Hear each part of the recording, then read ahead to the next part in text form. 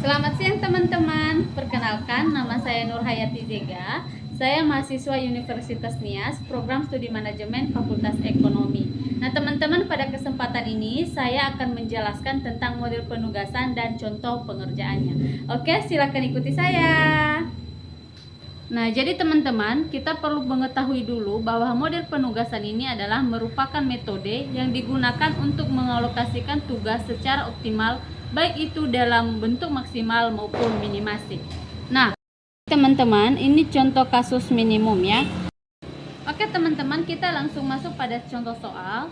Nah, di suatu perusahaan kecil mempunyai 4 pekerjaan yang berbeda bentuk untuk diselesaikan oleh karyawan. Nah, biaya penugasan yang berbeda karena sifat pekerjaan yang berbeda-beda. Setiap karyawan mempunyai tingkat keterampilan, pengalaman kerja, dan latar belakang pendidikan yang berbeda. Nah, sehingga biaya penyelesaian pekerjaan yang sama oleh para karyawan juga pastinya berbeda. Nah, oke teman-teman, cara penyelesaiannya. Yang pertama kita menentukan nilai terkecil pada masing-masing baris, kemudian mengurangi nilai pada masing-masing setiap baris dengan nilai paling terkecil yang telah ditentukan sebelumnya. Nah, kemudian setelah itu kita akan menjumlahkan. Jadi setelah dijumlahkan maka dimasukkan di dalam sebuah tabel yang baru. Nah, inilah tabel berikutnya, bisa dilihat sendiri dari gambar di bawah ya teman-teman. Jadi teman-teman, begini ya cara pengerjaannya, dimana tadi kita melihat baris paling terkecil ya. Nah, di sini bisa kita lihat di karyawan bagian A, baris paling terkecil adalah 15. Nah, bisa kita kurangi, 15 kurang 15 sama dengan 0, bisa kita tuangkan di tabel baru ya. Kemudian 20 kurang 15 sama dengan 5, 18 kurang 15 sama dengan 3, dan 22 kurang 15 sama dengan 4. Nah, seperti itu seterusnya. Dan setelah selesai ini, kita juga menentukan kolom terkecil ya. Tadi baris, nah kemudian sekarang kolom. Kolom terkecil di sini bisa kita lihat di kolom pertama adalah paling terkecil adalah 14. Maka kita buat lagi tabel baru. Ini tadi tabel kedua, kemudian kita masuk lagi di tabel ketiga ya. Nah, ini dia. Nah, kita bisa lihat tadi kolom terkecil adalah 14 dan inilah hasilnya setelah kita melakukan pengurangan. Nah, setelah kita menentukan nilai di tabel baru setelah pengurangan nilai kolom, maka kita akan melanjutkannya dengan mencoret nilai 0 di setiap kolom dan baris yang sudah ditentukan di dalam tabel baru ya.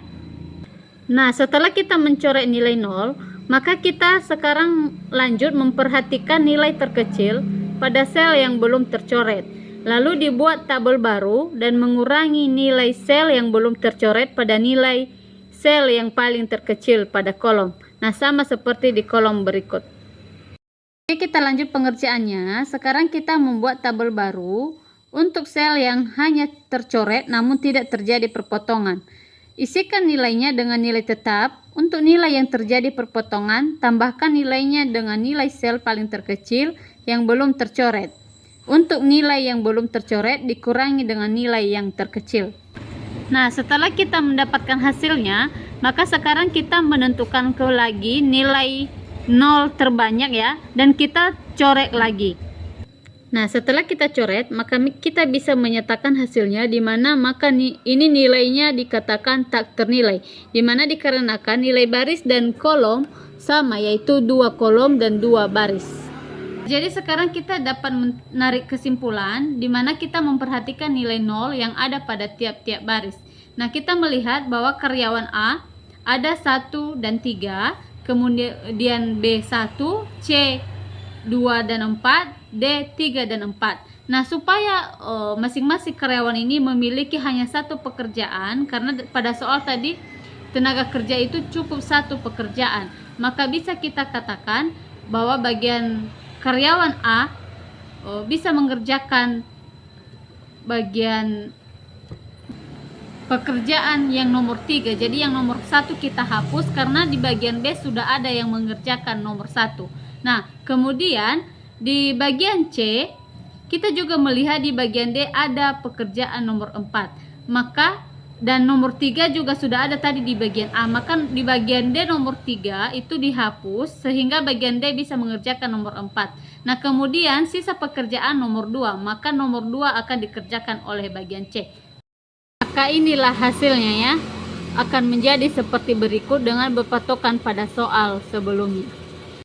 Nah, jadi demikian teman-teman penjelasan dari saya cara pengerjaan untuk kasus minimasi. Nah, semoga bermanfaat untuk teman-teman yang menonton. Terima kasih.